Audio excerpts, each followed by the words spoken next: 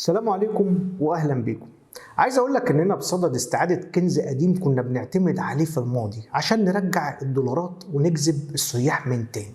ما انا لما يجيني سايح انا محتاج اكسب دعمه في كل شيء، مش يزور كم مزار ويشتري كم حاجة أثرية يرجع بيها البلد وخلاص. لا، احنا عايزينه يقيم أكبر فترة ممكنة في مصر، بل ويجي ليها مخصوص عن أي دولة تانية ويفضلها كمان. طب ايه الدافع اللي يخليه يجيني تاني، وايه الدافع اللي يخلي كل الدول العربية عندي؟ ببساطة لما يكون عندي نظام متكامل لتحقيق سياحة علاجية بجانب الآثار الكبيرة والمميزات القوية لدولة بتتمتع بأكتر من تلتين آثار العالم، أنا كده اشتريت وجاي لك يا أم الدنيا ولو في آخر الدنيا. ويجي هنا دورنا عشان نعالج أهم التحديات اللي بتواجه السياحة العلاجية في مصر، ونعرف حجم الأماكن اللي موجودة في مصر وبتوفر السياحة العلاجية ازاي وقد ايه، وايه المعوقات اللي قدامنا معطلة الانطلاقة القوية. في سين وجيم هنجاوب على كل حاجة في المراية. اخوكم محمد فرج يحييكم. يلا بينا نبدأ الحلقة.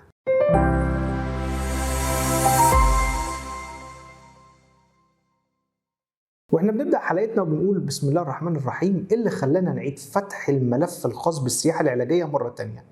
مصر الفترة اللي جاية بتنسق لإنشاء أول مجمع للسياحة العلاجية مع القطاع الخاص. حسام هيبة الرئيس التنفيذي للهيئة العامة للاستثمار والمناطق الحرة قال إن الهيئة بصدد تسليم أول منتجع للسياحة العلاجية في مصر. خليني أقول لك إن مصر فيها مناطق سياحية كتيرة متفرقة في كل مكان، لكن المنتجع ده على وجه التحديد هينشط السياحة العلاجية بشكل كبير وهيوفر فرص عمل كتيرة للشباب.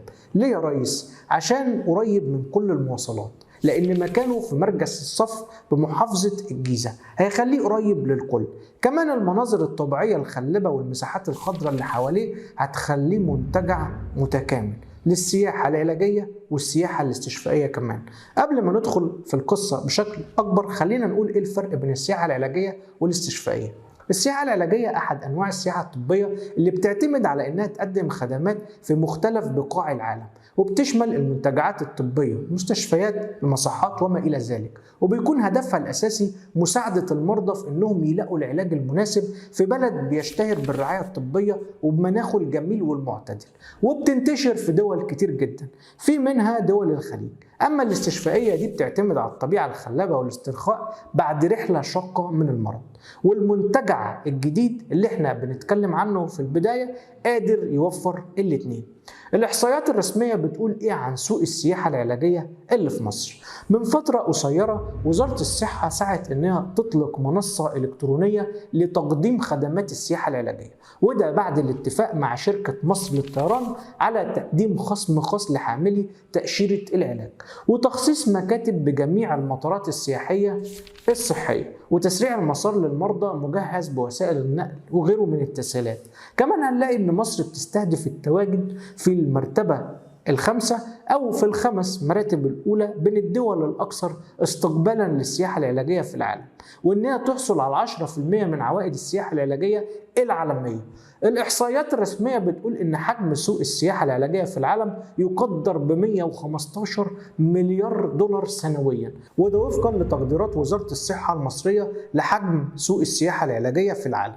العوائد اللي بتستهدفها مصر بتوصل ل 11.5 مليار دولار سنويا لو انت بس عملت 10% من النسبة الكبيرة اللي فوق. مصر حققت ايه من القصة دي؟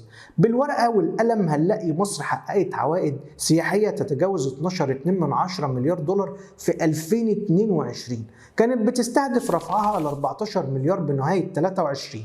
عايز اقول لك ان سوق السياحة العلاجية يتنامى بصورة كبيرة توصل لأكثر من 13% بشكل سنوي. من المتوقع وصول إيراداته ل 346 مليار دولار بحلول عام 2030.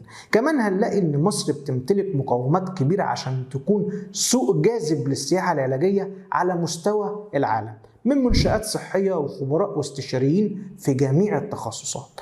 يا ترى ايه اهم التحديات اللي بتواجه السياحة العلاجية في مصر؟ اهم التحديات اللي بتواجهنا في القصة دي انه مفيش تنسيق بين الجهات المعنية، ودايما في اعتماد على الجهود الفردية.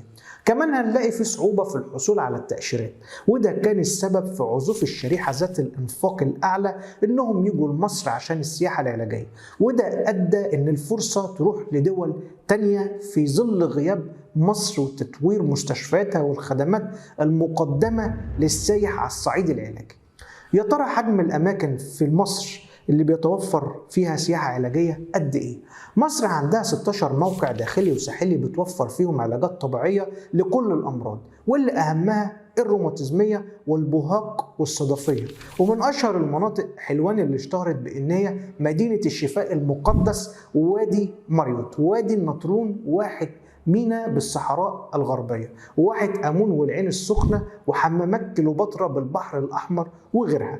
عدد العيون الموزعة في معظم أنحاء مصر بتوصل ل 1356 عين، منها 5 عيون في حلوان، و3 في عين السيرة، و36 في الفيوم، و4 في وادي الريان، و33 في شبه جزيرة سيناء.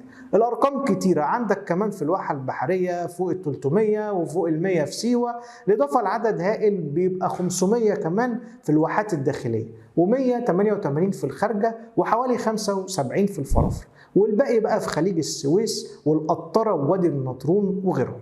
مصر فيها أغلب كنوز العالم، وكل يوم بنكتشف المزيد منها. إيه أبرز أماكن السياحة العلاجية في مصر اللي بتجذب السياح تحديدا وبيحبوها؟ وده إحنا بنقوله ليه؟ عشان إحنا نطور الأماكن اللي بيحبوا يروحوها. أول حاجة الواحات البحرية اللي فيها كتير من المناطق اللي السياح بيعتبروها مقصد أساسي. أهم الأماكن دي بئر سيجام المعروف بميته السخنة والأبخرة الكبريتية اللي بتساعد على الاسترخاء والاستشفاء من أمراض كتيرة جدا. وفي كمان آبار القصعة، ودي عبارة عن 3 آبار كبريتية سخنة، بالإضافة للعين السحرية واللي بنسميها بعين السرو، ودي أحد العيون العجيبة لأنها بتعتبر عين مليانة بمية كبريتية رهيبة. المكان التاني سيوة، ودي أحد أماكن معروفة عالميا بالعلاج بالدفن في الرملة أو العلاج في المية المعدنية، لأن جبل الدكرور من الجبال المقدسة، ومعروف إن الدفن في رماله بيشفي من الأمراض الروماتيزمية وآلام المفاصل، وبيتخلص كمان صاحب القصة بتاعت الدفن دي من الضعف والوهن بشكل عام. كمان هنلاقي العيون السخنة كتيرة في واحة سيوة، وهي مهمة جدا لأمراض زي الصدفية وأمراض الجهاز الهضمي والأمراض الروماتيزمية. من أهم العيون اللي فيها بئر كويس جدا كغار، واللي درجة حرارته بتوصل ل 67 مئوية. هنلاقي في سفاجة مشهورة بجبال فيها رمال سوداء وفيها 3 مواد مشعة غير ضارة خالص، وهي اليورانيوم والتروليوم والبوتاسيوم بنسبة 40%، مع ارتفاع كمية أملاح الذهب. كل ده بيساعد في علاج الروماتويد والالتهابات المفصلية والتورم والارتشاح المفصلي والالتهابات الجلدية المصاحبة للروماتويد. عيون حلوان، ودي من أشهر العيون المائية العلاجية حوالين العالم، دي بتساعد في التخلص من الأمراض الجلدية والأمراض الروماتيزمية وألم الظهر وعرق النساء وألم المفاصل، وبتقوي الأعصاب.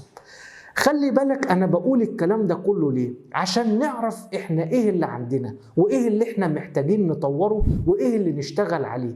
شايف كم الأمراض الكتيرة اللي الرملة بتاعتنا والمية الكبريتية بتعالجها قد إيه؟